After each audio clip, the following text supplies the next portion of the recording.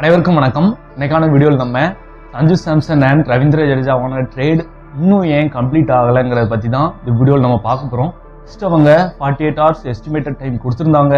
அதற்கு காரணம் சாம் கரன் தான். இப்போ இன்னும் அஃபிஷியலாக ரிலீஸ் பண்ணாததுக்கு பெரிய காரணமாகவும் சாம் கரன் தான் இருக்கிறாரு.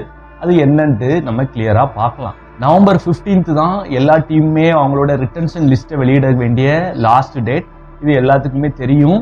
5 PM தான் டெட்லைனு. அந்த டைமுக்குள்ள எல்லா டீம்ஸும் அவங்களோட ரிட்டன்ஷன் பிளேயர் லிஸ்ட்டை கொடுத்தாகணும்.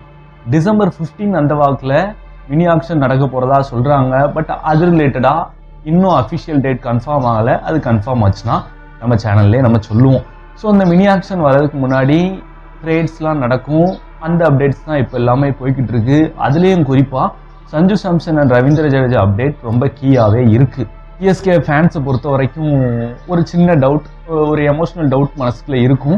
இது ஆல்மோஸ்ட் கன்ஃபார்ம் சொல்கிறாங்களே, இது கேன்சல் ஆகிறதுக்கு சான்சஸ் இருக்கான்னு கேட்டால் அது ரொம்பவே கம்மி தான். ஏன்னா ஒரு ஃப்ரான்ச்சைஸ் அஃபிஷியல் ஒருத்தர் இது ரிலேட்டடாக கன்ஃபார்ம் பண்ணியிருக்காரு. அதில் அவர் என்ன சொல்கிறாரு அப்படின்னா, 3 பிளேயர்ஸுமே அவங்களோட ஃபார்மில் சைன் பண்ணிட்டாங்கிற மாதிரியான ஒரு ஸ்டேட்மெண்ட்டை வெளியே விடுறாரு. இதன் மூலமாக இது 90% கன்ஃபார்ம்ங்கிற மாதிரி எல்லாத்துக்குமே தெரிய வருது.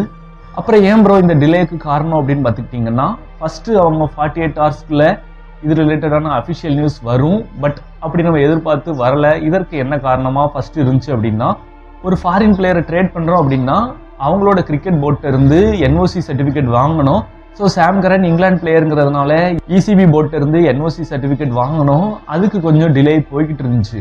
இப்போதைக்கு புதுசாக வந்திருக்கக்கூடிய ப்ராப்ளம் என்னன்னு பார்த்துக்கிங்கன்னா, எல்லாத்துக்குமே தெரியும் IPL ஒரு ரூல் இருக்கு. ஒரு டீம்ல மேக்ஸிமம் 8 ஃபாரின் பிளேயர்ஸ் தான் இருக்கணும்.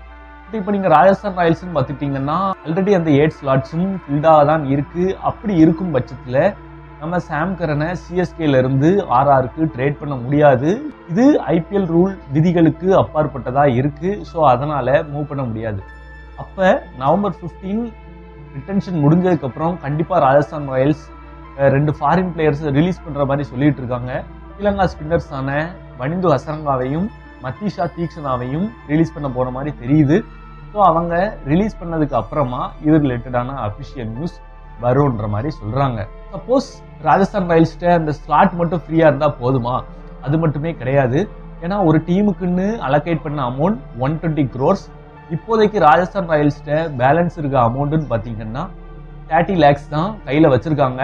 இந்த சைடு நம்ம சாம் கரனோட பிரைஸ்ன்னு பார்த்துக்கிட்டோம்னா CSK அவரை லாஸ்ட் ஆக்ஷன்ல 2.4 crores கொடுத்து எடுத்தாங்க.